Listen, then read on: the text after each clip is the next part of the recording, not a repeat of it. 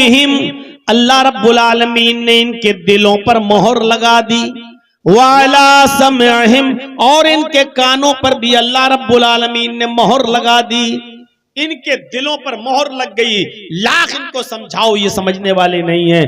इनके कानों पर भी मोहर लग गई, लाख इनको सुनाओ ये सुनने वाले नहीं हैं। आपकी बात इनके दिल में नहीं उतरेगी क्योंकि दिल पर मोहर लगी हुई है। आपकी बात इनके कानों में नहीं जाएगी क्योंकि कानों पर मोहर लगी हुई है। वाला अबसारिहिम गिशावा, और इनकी आंखों के सामने पर्दा डाल दिया है। पर्दे पड़े हुए हैं, हकीकत इनको दिखाई नहीं दे रही है। इनकी आंखों के सामने अल्लाह ने पर्दे डाल दिए हैं और इनको हकीकत से कोई शनासाई नहीं है। हकीकत इनको नजर नहीं आ रही है। हकीकत वलहुम अज़ाबुन अज़ीम, और अल्लाह रब्बुल आलमीन ने इनके लिए बहुत बड़ा अजाब तैयार कर रखा है। इन काफिरों के लिए बहुत बड़ा अजाब है। वलहुम अज़ाबुन अज़ीम, इनके लिए बहुत बड़ा अजाब है।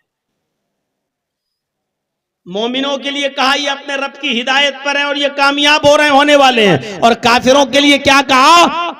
इनके लिए बहुत बड़ा अजाब है। अहले ईमान का और काफिरों का जिक्र करने के बाद अल्लाह अब तीसरी किस्म का जो जिक्र कर रहा है दूसरे रुकू में, उसके लिए अलग से दूसरा रुकू इस्तेमाल किया गया। गौर कीजिए, तीसरी किस्म जिसका तस्करा हम आपके सामने कर रहे हैं, वो तीसरी किस्म क्या है? वमिनन्नासि मन यक़ूलु आमन्ना बिल्लाहि व बिल यौमिल आखिर। कुछ लोग तुम्हें ऐसे मिलेंगे जो न मोमिन होंगे न काफिर होंगे, बल्कि ऐसे होंगे जो अपनी जबान से कहेंगे हम अल्लाह पर ईमान लाए, जो अपनी जबान से कहेंगे हम अल्लाह पर ईमान रखते हैं, हम अल्लाह को मानते हैं, अल्लाह पर हमारा ईमान है। व बिल यौमिल आखिर, और कयामत के दिन के ऊपर हमारा ईमान है, कयामत के दिन को भी हम मानते हैं। वमा हुम बिमुमिनीन, हालांकि हकीकत यह कि वो ईमान नहीं रखते न अल्लाह पर न कयामत के दिन पर। फिर वो ऐसा क्यों कह रहे हैं? युखादिऊन अल्लाह वल्लज़ीना आमनू, वो अल्लाह को धोखा दे रहे हैं, मोमिनों को धोखा देना चाहते हैं, अल्लाह को धोखा देने की कोशिश कर रहे हैं। अल्लाह धोखे में आ जाएगा? क्या कोई है जो अल्लाह को धोखा दे दे? अल्लाह को धोखा देना चाहते हैं। वल्लज़ीना आमनू, मुसलमानों को धोखा देने की कोशिश कर रहे हैं। अल्लाह ने फरमाया वमा यख़दऊना इल्ला अनफुसहुम, ये अल्लाह को धोखा नहीं दे रहे बल्कि अपने आप को धोखा दे रहे हैं। अल्लाह को धोखा नहीं दे रहे हैं, ये अपने आप को धोखा दे रहे हैं। कैसा धोखा? कैसा? मेरे प्यारे साथियों, एक आदमी अपने आप को मुसलमान तसव्वुर कर रहा है। जुमे के दिन, शनिचर के दिन मस्जिद में नहीं गया, इतवार को मस्जिद में नहीं दिखा, सोमवार के दिन मस्जिद में बिल्कुल नहीं गया, मंगल के दिन भी नहीं गया, बुध के दिन भी मार्केट घूमता रहा, जुमेरात के दिन भी वो उसकी शक्ल मस्जिद में नहीं दिखी, शनिचर से लेकर जुमेरात तक वो मस्जिद में नहीं गया, और जुमे के दिन सबसे आगे वाली सफ में बैठा है, पहली सफ में बैठा है। पूरे हफ्ते मस्जिद से गायब, और आखिरी दिन जुमे वाले दिन सबसे पहले मस्जिद में आ गया, अगली सफ में बैठा हुआ है। और एक साहब हैं जो पूरे हफ्ते मस्जिद में आए, शनिचर को भी आए, इतवार को भी आए, सोम को भी आए, मंगल को भी आए, बुध को भी आए, जुमेरात को भी आए, जुमे को भी आए। उनकी कोई नमाज किसी दिन किसी वक्त की नहीं छूटी, वो तहज्जुद की नमाज भी पढ़ते हैं।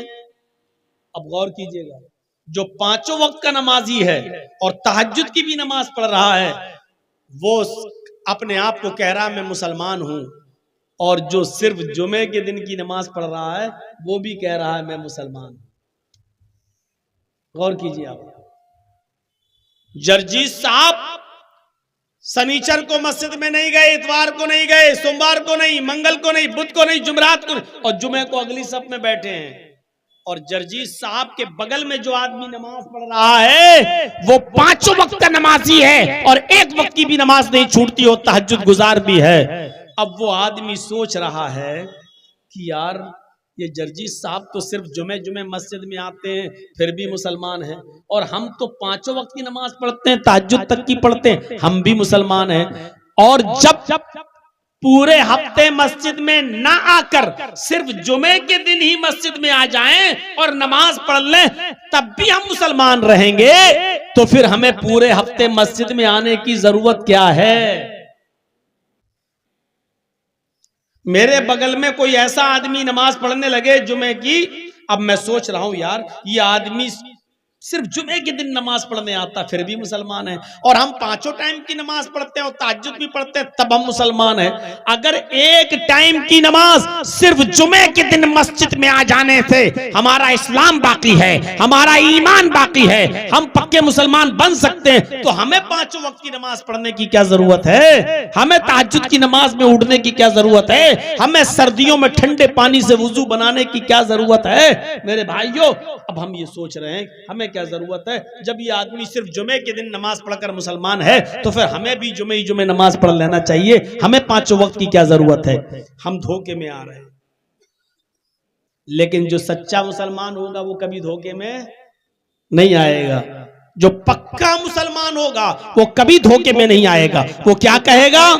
अरे साहब, तुम अपनी कब्र में जाओगे, मैं अपनी कब्र में जाऊंगा, तुम्हें अपना हिसाब किताब देना है, मुझे अपना हिसाब किताब देना है। हम तुम्हारी कब्र में नहीं जाएंगे और तुम हमारी कब्र में नहीं जाओगे। तुम्हें अपने कर्मों का हिसाब व किताब देना है और मुझे अपने कर्मों का हिसाब व किताब देना है। वही चीज अल्लाह रब्बुल आलमीन ने फरमाई, जो पक्का और सच्चा मुसलमान होगा वो धोखे में नहीं आएगा।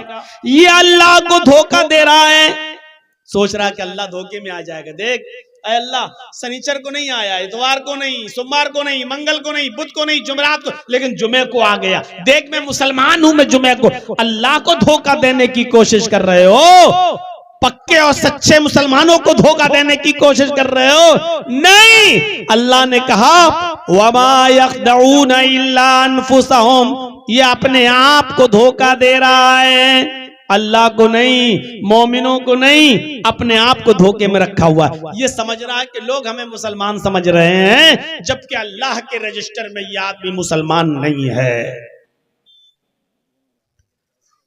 मेरे प्यारे साथियों, हमें और आपको गौर करना चाहिए और सोचना चाहिए कि हम इंसानियत की सबसे ज्यादा खतरनाक किस्म में तो दाखिल नहीं है। कहीं ऐसा तो नहीं कि हम अपनी जबान से कहते हैं कि हम अल्लाह को मानते हैं और कयामत पर हमारा ईमान है और हम मोमिन न हो, क्योंकि अल्लाह ने ये किन लोगों के बारे में कहा है? बहुत से लोग हैं जो कहेंगे हम अल्लाह पर ईमान लाए, हम कयामत के दिन पर ईमान लाए, लेकिन वो मोमिन नहीं होंगे।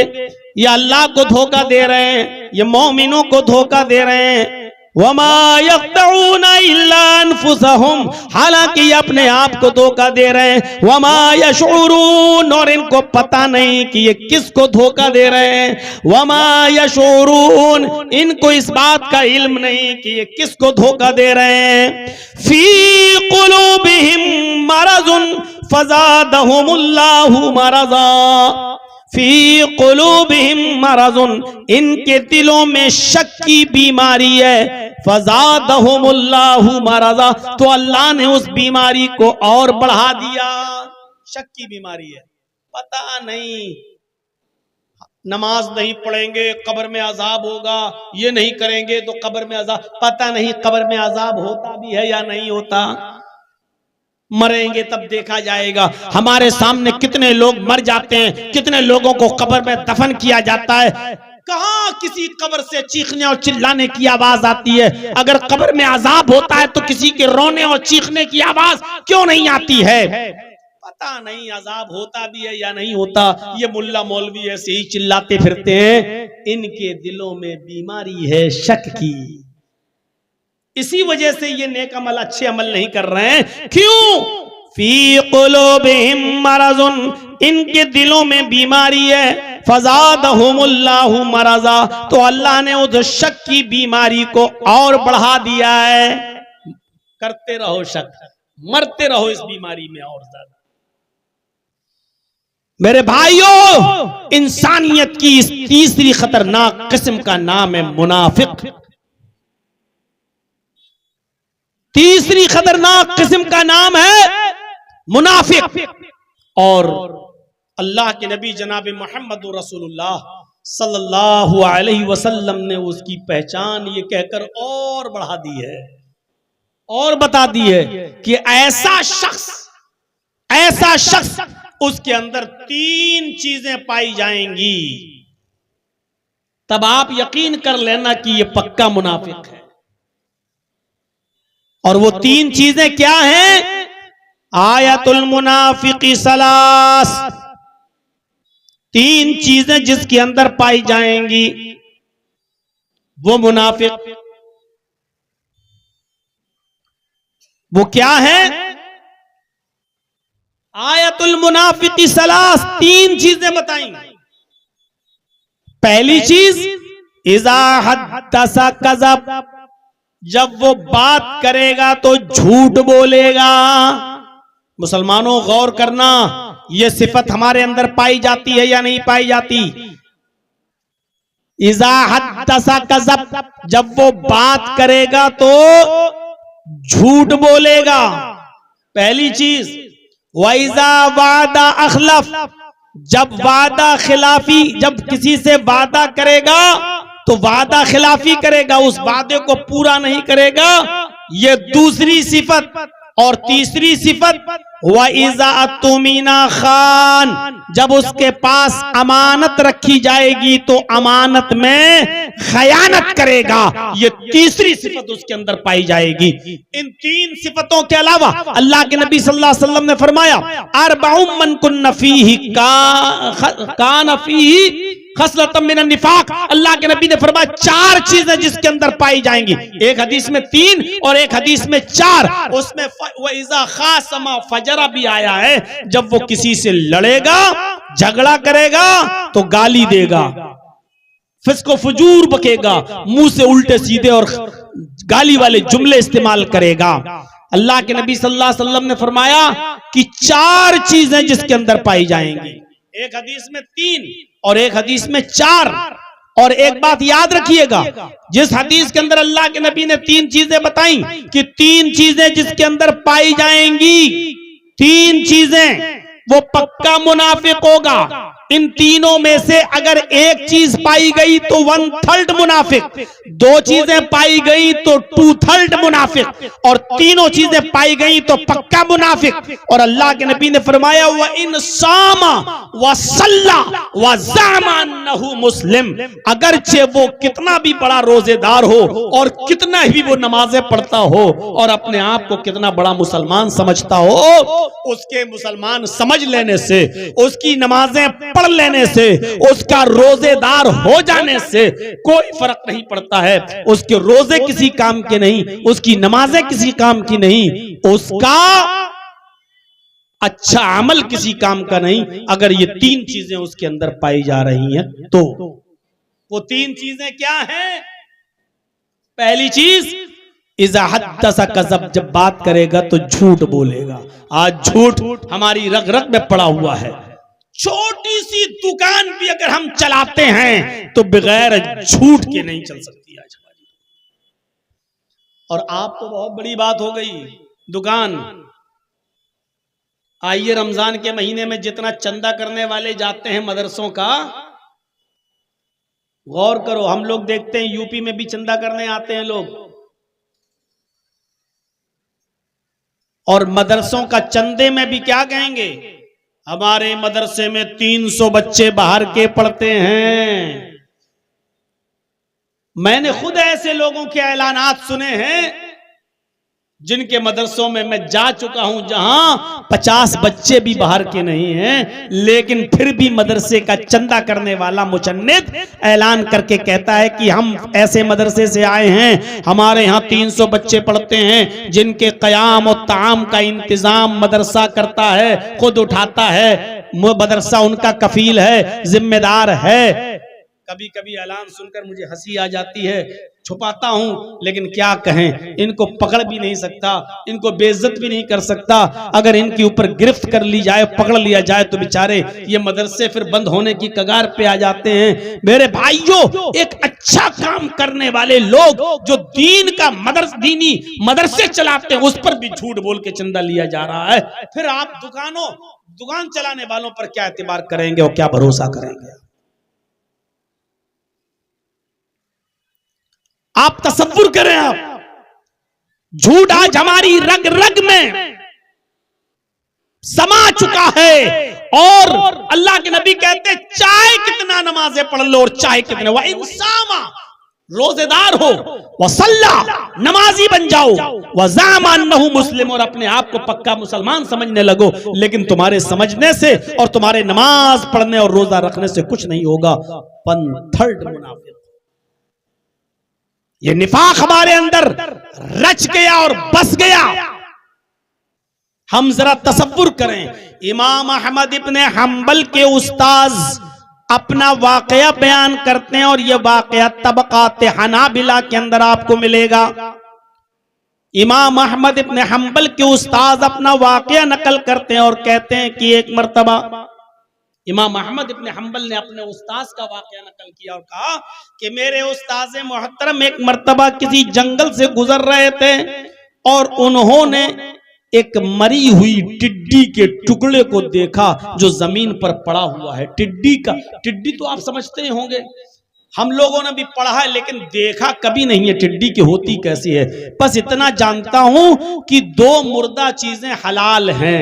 अल्लाह के नबी सल्लल्लाहु अलैहि वसल्लम ने 2 मुर्दा चीजों को हलाल करार दिया है, एक मछली और एक टिड्डी। अब वो टिड्डी की शक्ल क्या होती है वो मुझे भी नहीं मालूम, लेकिन टिड्डी का टुकड़ा मरा हुआ पड़ा था जमीन पर और एक चींटी उस टिड्डी के टुकड़े पर सवार थी और उसको खींचने की कोशिश कर रही थी कि खींचूं, लेकिन वो खींच नहीं पा रही थी क्योंकि टिड्डी का टुकड़ा बड़ा था और चींटी कमजोर, वो बेचारी उस टिड्डी के टुकड़े को खींच नहीं पा रही थी। इमाम अहमद इब्ने हंबल के उस्ताद कहते हैं कि मैं उस टिड्डी के टुकड़े पर चींटी को देखता रहा। थोड़ी देर के बाद मैंने देखा कि उस चींटी ने उस टिड्डी के टुकड़े को छोड़ दिया और उसको छोड़कर वो चली गई। मैं भी उसके पीछे पीछे चलने लगा कि देखें ये चींटी कहां जाती है। देखा वो चींटी एक बिल में, एक सुराख में चली गई। थोड़ी देर के बाद मैंने देखा कि वो चींटी बहुत सी चींटियों को लेकर आ रही है। वो चींटी बहुत सी चींटियों को लेकर आई, यानी वो आगे आगे और 25, 30, 50 चींटियां उसके पीछे पीछे चली आ रही हैं। अहमद इब्ने हंबल के उस्ताद कहते हैं जैसी वो चींटी उस टिड्डी के टुकड़े के पास आई, मैंने टिड्डी का टुकड़ा उठा लिया। मुसलमानों जरा गौर करना, सोचिएगा, मैंने उस मरी हुई टिड्डी के टुकड़े को उठा लिया। चींटी ढूंढने लगी, तलाश करने लगी कि कहां गया, और सारी चींटियां उस चींटी के पास खड़ी हैं। मतलब तुम लेकर तो आई हो, टिड्डी के टुकड़े के पास कहां है टिड्डी का टुकड़ा? और अहमद इब्ने हंबल के उस्ताद कहते हैं वो टिड्डी का टुकड़ा तो मैंने उठा लिया, अपने हाथ में ले लिया, वो मेरे पास था। वो चींटी ढूंढती रही, इधर उधर भटकती रही, लेकिन उसको टिड्डी का टुकड़ा जब नहीं मिला तो सारी चींटियां चली गईं और अपने अपने बिलों में घुस गईं। जरा सुनिएगा, ये वाकया बड़ा दिलचस्प है। जब सारी चींटियां चली गईं, लेकिन वो चींटी नहीं गई, पहली वाली जो मरी हुई टिड्डी के टुकड़े पर चढ़ी थी वो नहीं गई, वो उसी जगह पर खड़ी रही। उसको तवक्को थी, उसको उम्मीद थी कि हमने तो देखा है टिड्डी का टुकड़ा, आखिर गया कहां। जब वो चींटी वहीं रह गई और सारी चींटियां अपने बिलों में चली गईं, तो अहमद इब्ने हंबल के उस्ताद कहते हैं मैंने फिर टिड्डी का टुकड़ा उस चींटी के पास लाकर रख दिया। उस टिड्डी के टुकड़े को चींटी ने देखा तो फौरन उसके ऊपर चढ़ गई और फिर खींचने लगी, लेकिन वो नाकाम रही, खींच नहीं पाई। उसने जल्दी से उस टिड्डी के टुकड़े को छोड़ा और फिर दौड़ती हुई भागती हुई फिर वो बिल में गई और फिर बिल से तमाम चींटियों को लेकर फिर आई। 25, 30, 50 चींटियों को लेकर जब वो दोबारा आई और जैसी वो उस टिड्डी के टुकड़े के करीब पहुंची, मैंने टिड्डी के टुकड़े को फिर उठा लिया। सारी चींटियां फिर खड़ी हैं, गोया कि उससे पूछ रही हो कहां है टिड्डी, तुम बार बार हमको कह के लाती हो और यहां तो कुछ मिलता ही नहीं है। वो चींटी मुंडलाती रही लेकिन टिड्डी का टुकड़ा उसको कहीं नहीं मिला। सारी चींटियां उसको छोड़कर चली गई फिर, और उस चींटी को फिर वहीं पर छोड़ दिया। वो चींटी फिर वहीं खड़ी रही कि देखें आखिर गया कहां, मैंने तो टिड्डी के टुकड़े को यहीं पर देखा था, वो गई, टिड्डी गई तो कहां गई। अहमद इब्न हंबल के उस्ताद कहते हैं कि मैंने फिर रख दिया उस टिड्डी के टुकड़े को।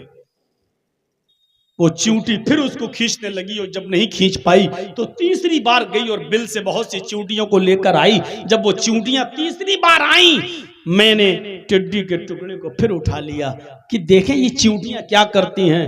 अब सारी चींटियों को गुस्सा आया।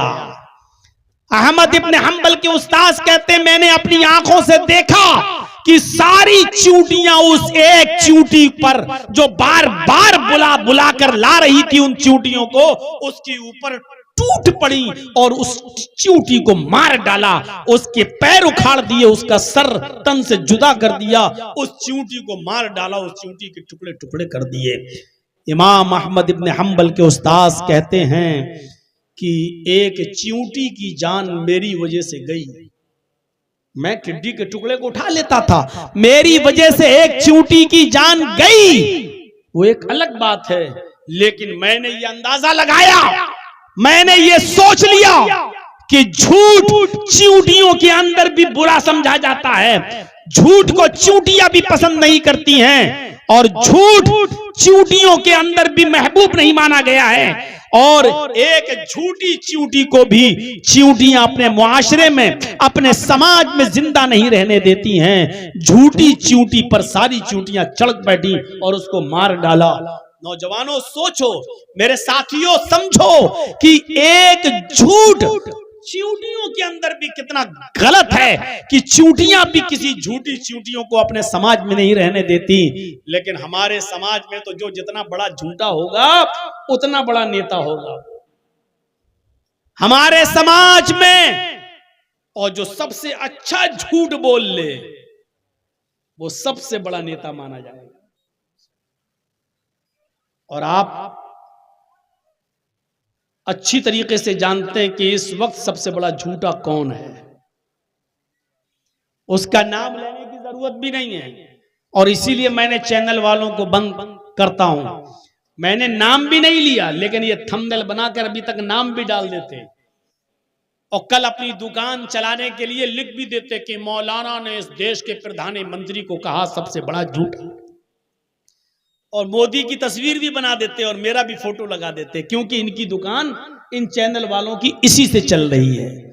इसलिए हर जलसे में इनका बंद होना और इनको रोकना अब बहुत जरूरी हो चुका है, क्योंकि ये इस्लाम के साथ मजाक खिलवाड़ कर रहे हैं, खिलवाड़ कर रहे हैं। ये जलसे और तकरीरें नहीं यूट्यूब पे डाल रहे हैं, ये थंबनेल बना बना कर पोस्ट कर रहे हैं और उल्टे सीधे थंबनेल बना रहे हैं। इसलिए इन पर पाबंदी लगाना और इन पर नकेल कसना बेहद जरूरी हो चुका है।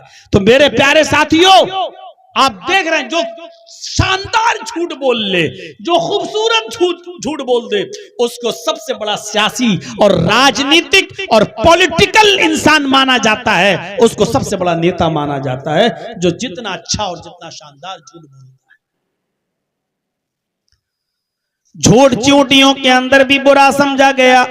अल्लाह के नबी जनाब मोहम्मद रसूलुल्लाह सल्लल्लाहु अलैहि वसल्लम फरमाते हैं कि जब कोई इंसान झूठ बोलता है, जब कोई इंसान झूठ बोलता है तो उसके मुंह से इतनी गंदी बदबू निकलती है। जब कोई इंसान झूठ बोलता है तो उसकी मुंह से इतनी गंदी बदबू निकलती है कि उसकी बदबू से फरिश्ता जो उसके इर्द गिर्द होता है, जो फरिश्ता उसके आसपास होता है, 1 मील की दूरी पर भाग जाता है। उस झूठे इंसान के मुंह से जब झूठ निकलता है तो उस झूठ की बदबू से फरिश्ता 1 मील दूर भाग जाता है, उसको छोड़ देता और 1 मील दूर। बताइए, अच्छे फरिश्ते, नेक फरिश्ते, नेकियां लिखने वाला फरिश्ता भी झूठ की बदबू से 1 मील दूर भाग जाता। यह है झूठ का हाल। झूठ मेरे भाइयों, सिर्फ अपने 2 मुसलमान भाइयों को अगर रूठ गए हैं, नाराज हैं, तो उनको मनाने के लिए झूठ बोला जा सकता है। जैसे आप कहें, अरे यार आपके फला आदमी से नाराज हैं, अरे यार वो तो आपकी बड़ी तारीफ करता है, वो तो आपकी बड़ी बड़ाइयां बयान करता है और आप उससे नाराज हैं। और उस आदमी से ये कहें कि तुम इस आदमी से नाराज हो, ये आदमी तो आपकी बहुत तारीफ करता है। यानी दोनों को बनाने में और करीब करने में अगर झूठ भी बोलना पड़े तो अल्लाह के नबी सल्लल्लाहु अलैहि वसल्लम फरमाते हैं कि वहां झूठ बोलना जायज है, वहां झूठ बोलकर तुम उन लोगों को मना लो। लैसल कद्दाब अल्लज़ी युस्लिहु बैनन नास, लोगों को मनाने में और लोगों को एक करने में, लोगों को जोड़ने में अगर झूठ बोलना पड़े तो वहां झूठ बोल दो। झूठ बोलने वाले को कज़्ज़ाब नहीं लिखा जाएगा, झूठा नहीं लिखा जाएगा। यहां झूठ बोला जा सकता है अगर किसी को किसी से मनाना हो तो। और एक झूठ उस वक्त बोलना जायज है जब आपकी बीवी नाराज हो, या बीवी के लिए झूठ बोलना जायज है उस वक्त जब उसका शौहर उससे नाराज हो। गौर करो, मियां और बीवी के ताल्लुकात कितने अच्छे होना चाहिए, इस बात का अंदाजा लगाओ। इस बात का अंदाजा लगाओ कि अगर बीवी नाराज है तो शौहर को परमिशन दी अल्लाह के रसूल ने कि अपनी बीवी की तारीफ अरीफ करके झूठ उठ बोलकर उसको मना लो।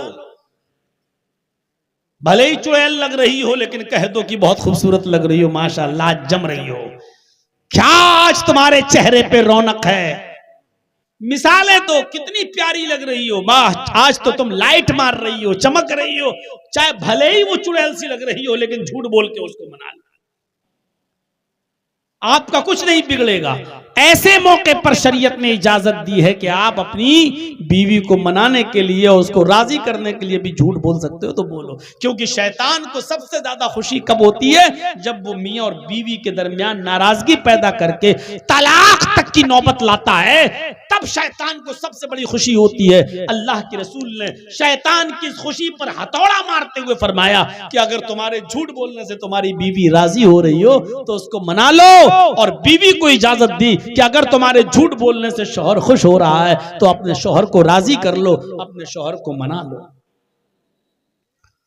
और बिलफर्ज महाल मान लो अगर तलाक तक की नौबत आ गई और शौहर बिल्कुल तलाक देने पे आमादा है अपनी बीवी को गुस्से में, तो बीवी को इजाजत और शरीयत ने छूट दी कि वो तलाक से बचने के लिए हर वक्त अपने शौहर के इर्द गिर्द रहे, मेकअप करे, जेबो जीनत अख्तियार करे, शौक से अच्छा कपड़ा पहने, खुशबू लगाए और अपने शौहर के इर्द गिर्द रहे, ताकि शौहर का दिल अपनी बीवी पर आ जाए और उसको बुला ले और अपने करीब कर ले और उसको अपने बिस्तर पर लाकर राजी कर ले और मना ले। मेरे भाइयों, इस बात की इजाजत दी है शरीयत ने। तो मुनाफिक की पहली पहचान क्या है? अल्लाह के नबी सल्लल्लाहु अलैहि वसल्लम ने फरमाया, नबी अकरम ने कि आयतुल मुनाफिक सलास व इंसामा व सल्ला व ज़अमा अन्नहु मुस्लिम। उसके बाद फरमाया पहली चीज इज़ा हद्दसा कज़ब, जब बात करता है तो झूठ बोलता है। तो झूठ बोलने वाला मुनाफिक है, अगरचे वो कितनी भी नमाजें पढ़ ले, रोजे रख ले और वो अपने आप को कितना बड़ा मुसलमान तसव्वुर कर ले। पहली चीज। दूसरी चीज पे आइए, वइज़ा वादा अखलफ, जब वादा किसी से करेगा तो उसकी मुखालिफत करेगा, वादा खिलाफी करेगा। वादा खिलाफी करने वाला भी मुनाफिक। वादा खिलाफी तो आजकल आम हो चुकी है और इस बात पर आप गौर कीजिएगा, वादा खिलाफी इस्लाम के अंदर 1/3 इंसान को मुनाफिक बना देती है। नबी अकरम सल्लल्लाहु अलैहि वसल्लम एक जगह पर बैठे रहे 3 दिन तक, क्योंकि आपकी जबान से ये निकल गया था कि जब तक तुम नहीं आते हो मैं इसी जगह पर बैठकर तुम्हारा इंतजार करूंगा। एक यहूदी से अल्लाह के नबी सल्लल्लाहु अलैहि वसल्लम ने यह बात कह दी थी कि जब तक तुम नहीं आते हो मैं तुम्हारा इसी जगह पर बैठकर इंतजार करूंगा। वो यहूदी गया और अपने घर जाकर उस काम को भूल गया जो करने आया था, नहीं कर सका वो काम। तो 3 दिन के बाद अचानक उसका गुजर उसी रास्ते से हुआ। उसने मोहम्मदुर रसूलुल्लाह को उसी रास्ते पर बैठा हुआ देखा। वो करीब आया और कहने लगा, अरे मोहम्मद इब्ने अब्दुल्ला, आप यहाँ बैठे हैं? अल्लाह के नबी ने फरमाया, हाँ मैंने तो आपसे कहा था ना कि जब तक तुम नहीं आ जाते मैं तुम्हारा इंतजार करूंगा यहाँ बैठकर। उसने कहा, अरे मोहम्मद इब्ने अब्दुल्ला, मैं तो भूल गया था, इसलिए मुझे याद ही नहीं रहा, मुझे तो आपको देखकर अब याद आया, मैं तो भूल गया। अल्लाह के नबी ने कहा, तुम भूल गए लेकिन मैंने अपना वादा नहीं भूला, मैं अपना वादा नहीं भूला, मुझे याद है। और उसके बाद ये जुमले फरमाए, आए यहूदी, अगर मेरी उम्र कयामत तक हो जाती, अगर अल्लाह मुझे कयामत तक की जिंदगी दे देता और कयामत तक तू नहीं आता तो मुझे कयामत तक इसी जगह पर बैठा हुआ देखता। मेरे भाइयों, इससे आप अंदाजा लगाइए कि वादा का क्या अहमियत है शरीयत की नजर में। आप जो किसी से कह देते हो चलिए मैं बस आ रहा हूं 5, ये बहुत एहतियात बरतिए। 5 मिनट और 10 मिनट का जो जुमला निकल जाता है हमारे और आपके मुंह से, ये बड़ा खतरनाक जुमला है। 10 मिनट में मैं आ रहा हूं तो 10 मिनट का मतलब यह कि 9 मिनट में आप उसके पास पहुंच जाइए, 11 मिनट ना होने पाए। ये इस्लाम सिखलाता है, ये इस्लाम। मैं आपके पास 2 बजे आऊंगा इंशाअल्लाह, ठीक है, अब आप 1:59 पर उसके घर पहुंच जाइए, 2:01 मत होने दीजिए। ये सिखलाता है इस्लाम। ये वादा खिलाफी इस्लाम से निकाल देती है इंसान को और खास तौर पर मुसलमान को। मेरे प्यारे साथियों, हजरत उमर फारूक रज़ी अल्लाह ताला अन्हु के जमाने में एक शख्स पकड़ के लाया गया जिसका नाम था हरमुजान। उसको कुछ लोगों ने हुरमुज भी लिखा है, लेकिन तारीख के सही मुअर्रिखीन ने उसका नाम हरमुजान लिखा है। जब वो पकड़ के लाया गया, वो पक्का काफिर था, कातिल था कई सहाबा का। उसको जब पकड़ के लाया गया हरमुजान को, तो हजरत उमर फारूक रज़ी अल्लाह ताला अन्हु की खिदमत में पेश किया गया। हजरत उमर फारूक ने कहा, इस आदमी को अपनी गिरफ्त में ले लो और जुमे के दिन इसकी गर्दन उड़ा दो। लिहाजा जिस दिन वो गिरफ्तार होकर आया वो इतवार का दिन था। इतवार, सोमवार, मंगल, बुध, जुमेरात तक उसको साहबा ने अपने पास रखा और जुमे के दिन जुमे की नमाज के बाद उसको कत्ल करने के लिए उसको ले आए। उसकी गर्दन पर तलवार मारी जाएगी। उसको मैदान मक्तल में जहां सजा दी जाती थी वहां उसको लाया गया। जब वहां लाया गया तो हजरत उमर फारूक रज़ी अल्लाह ताला अन्हु ने जल्लाद को हुक्म दिया, तलवार पकड़ो। उसने तलवार पकड़ी और हरमुजान से कहा, हरमुजान तेरा आखिरी दिन है, अभी तेरी गर्दन तन से जुदा कर दी जाएगी, अभी तेरी गर्दन काट दी जाएगी। ये बता कि तेरी आखिरी कुछ तमन्ना है, तेरी आखिरी कोई ख्वाहिश है, क्या तू कुछ चाहता है? तो हरमुजान ने कहा, आए अमीरुल मोमिनीन, आए उमर इब्न खत्ताब, मेरी आखिरी तमन्ना तो है, मैं चाहता तो हूं कि कुछ आपसे कहूं, लेकिन मुझे डर है कि कहीं आप हमारी आखिरी तमन्ना कहीं ऐसा ना हो कि पूरा ना करें। मैं आखिरी तमन्ना जाहिर करूं और आप उसे पूरा ना करें, इसलिए क्या फायदा आखिरी तमन्ना पेश करने से। फरमाया, अय हरमुजान बता तेरी आखिरी तमन्ना क्या है, बोल तो सही तेरी आखिरी आरजू क्या है, अगर पूरा करने की होगी तो मैं जरूर पूरा करूंगा।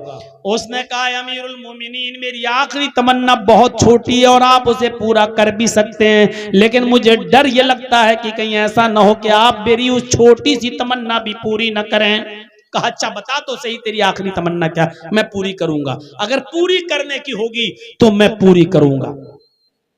उसने कहा, अमीरुल मोमिनीन मेरी एक ही तमन्ना है, उस तमन्ना में 2 ख्वाहिशें जुड़ी हुई हैं। तमन्ना तो एक ही है, लेकिन ख्वाहिशें दो जुड़ी हुई हैं। पहली तमन्ना मेरी ख्वाहिश ये है कि आप मुझे अपने हाथ से कत्ल करें, मैं जल्लाद के हाथ से नहीं मरना चाहता, मैं जल्लाद के हाथ से नहीं कटना चाहता।